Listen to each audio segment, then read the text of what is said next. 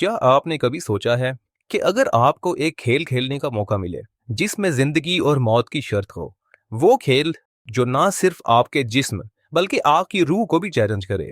जी हाँ, हम बात कर रहे हैं स्क्विड गेम की। एक सीरीज जो पूरी दुनिया में छा गई और हर किसी को अपनी तरफ मुतवज्जे कर लिया।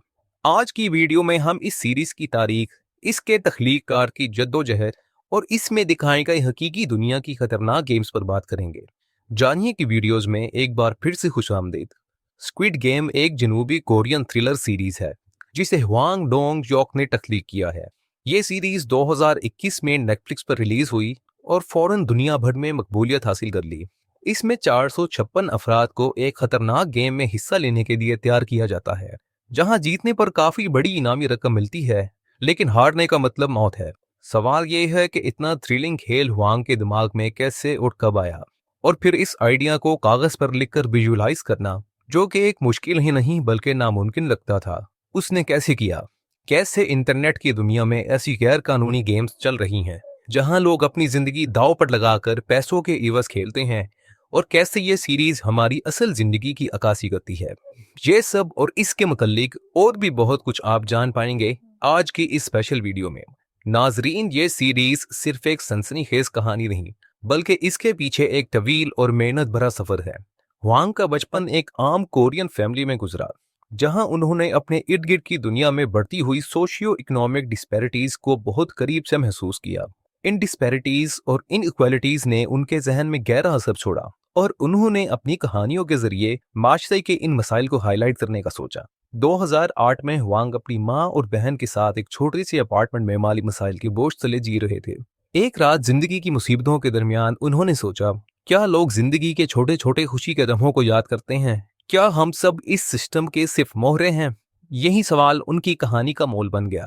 तब उन्होंने एक ऐसी गेम का तस्वुर किया जो सिर्फ एंटरटेनमेंट नहीं बल्कि जिंदगी और मौत के बीच की तल्ख सच्चाई भी दिखाए।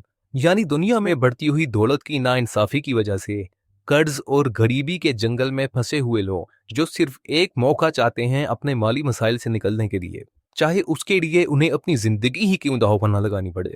पर यह कहानी लिखना आसान नहीं था। अब बात करते हैं स्क्विड गेम के खेलों की। इसमें हिस्सा लेने वाले खिलाड़ियों को कोरियन बचपन के ट्रेडिशनल गेम्स खेलने होते हैं, जैसे red light, green light, dalgona candy challenge और हॉपस्कैप।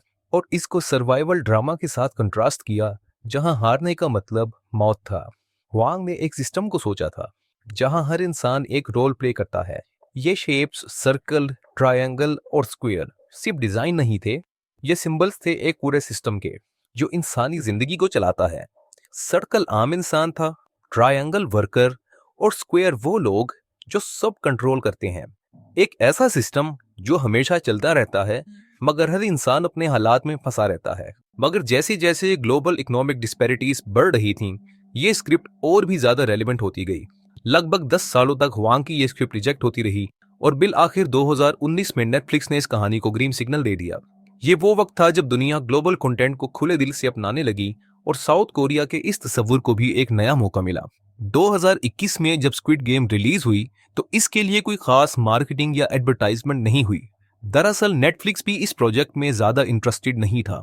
ना तो बड़े बजट की प्रमोशन हुई और ना ही इसे किसी तरीके से ज्यादा हाईलाइट किया गया।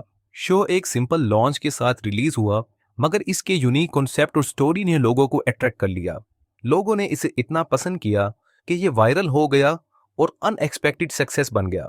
स्क्विड गेम ने दुनिया भर में $1.65 बिलियन यानी लगभग पाकिस्तानी 40,000 करोड़ रुपए का वैल्यू जनरेट किया। ये शो नेटफ्लिक्स के लिए एक फाइनेंशियल गोल्ड माइन साबित हुआ, और इसने वर्ल्ड वाइड ऑडियंस का ध्यान अपनी तरफ खींच लिया। लेकिन ये सिर्फ एक शो का सफर नहीं था।